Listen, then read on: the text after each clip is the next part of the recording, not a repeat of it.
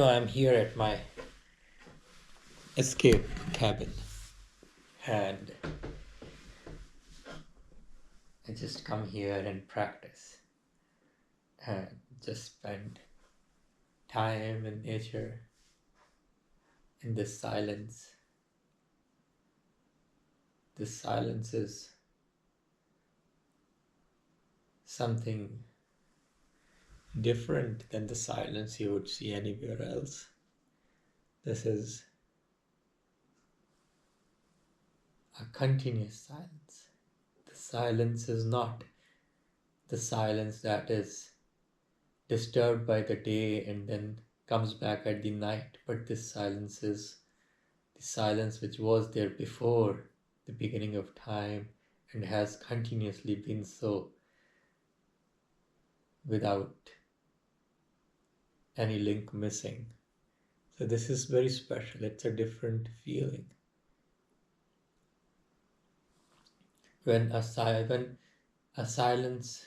stays, becomes more and more fertile, just becomes more intense. The longer the silence has stayed, it becomes more intense. But this whole place reminded me of a story I wish everybody should know. It's from Tolstoy. I read it so many years back, but it's a very special story and I've learned a lot from it. I've shared it with many people, but today it's my chance to share with you all. I will give you a very brief version of it. So there was this man in a Russian village. I would say late Renaissance, nearly about the beginning of Industrial Revolution, that time. And this man was greatly respected in the entire village because he had most land than anybody else. So he was very happy because that fed his ego that at least I have most land and I'm the biggest landowner in this village. Until a guest arrived, one of his relative, and he told him that I have so much more land. And this man, let's call him Petkov, asked him that, oh, that was not the case before, and how did you get so much land? How do you have so much land now? So the guest says that I went to these people, and these are very generous people somewhere in central Russia, and whatever you ask, they provide. And while all of this was happening, the devil was listening. Devil came to the table, poured Petkov more vodka, and said, okay, find out more, because now all your state is challenged because you have somebody who has more land, and because you have already land is something that has given you so much meaning and purpose, so you must pursue it. So Petkov says, okay, maybe I should go and ask them for more land. So Petkov embarks on his journey, goes to these people, and as the guest told him, they were very generous people.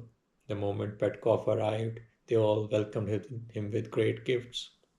They brought him delicacies they made specifically from their yak uh, milk, and all they ate was things made up of yak milk. They only had yaks there, and these people were merry people, happy people. They they took him to different places, showed him around, and in the evening they brought him to their chief. And chief was this old man, uh, dressed in a very unique attire with yak horns on the head, and seems like a very wise person.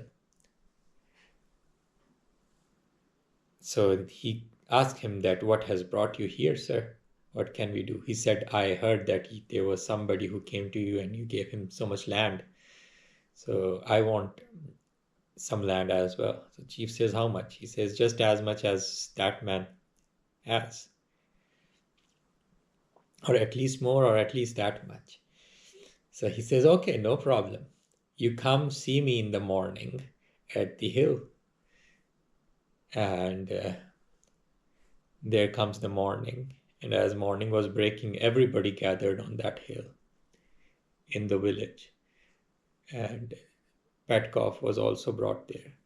And the chief says, okay, you want land. You see, my friend, there's a valley in front of you. These plains, they defy your sight. They go beyond and beyond, and they touch the horizon.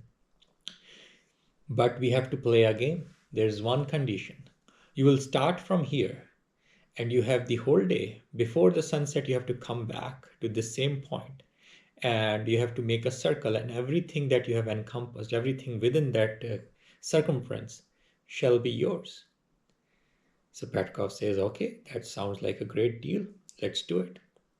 And they packed him some food and water, and without wasting a moment, he starts. And as he's walking, he made a plan. Okay, maybe I will go here, here, there. That looks like a nice place, and that should be mine as well. And I see there's a little pond. I must get that as well. And that will take about this hour and this much food and that, and I will be back in the given time.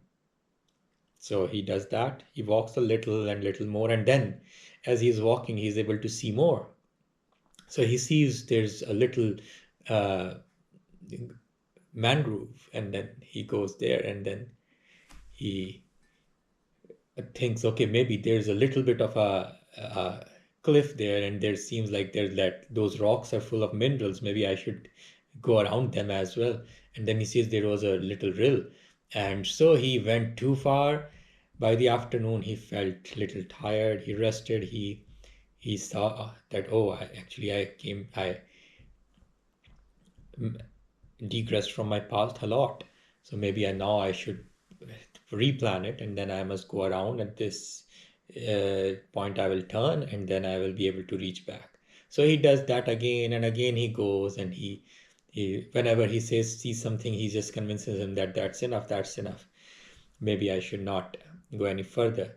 But sometimes some things were inexcusable and unavoidable, and he just says, okay, maybe it will just take another 10 minutes, maybe I should get this, why not? And so he does, and he's now out of water and food, and he realizes that, okay, the sun is setting, and he starts running. That, okay, I'm still too far, but maybe if I run, I can still reach there. It seems still within reach. But because he is exhausted, he can't run too fast and too much. And actually, by running, he has made himself slower, because now he can't even walk at the same pace after just running for a few yards. And the sun sets, and he's almost there, but he realizes that the sun is down and it's dark. But he looks up, and he sees everybody's cheering him. He says, why? Because he sees that they're on an elevation, and then they have light because they are higher. And they're just telling him that you can still make it because it's still bright up here. So he starts running, and he runs with every ounce of spirit that he can conjure. He runs, and he's just the devil comes and speaks in his ears that run, run, run, run, run, and not just speaks but yells. And he runs, and he reaches to the point where he started, and he collapses, and he dies. And then right there, they dig a 6-foot ditch grave for him, and they put him in it. And on it, they says, that's how much land a man needs.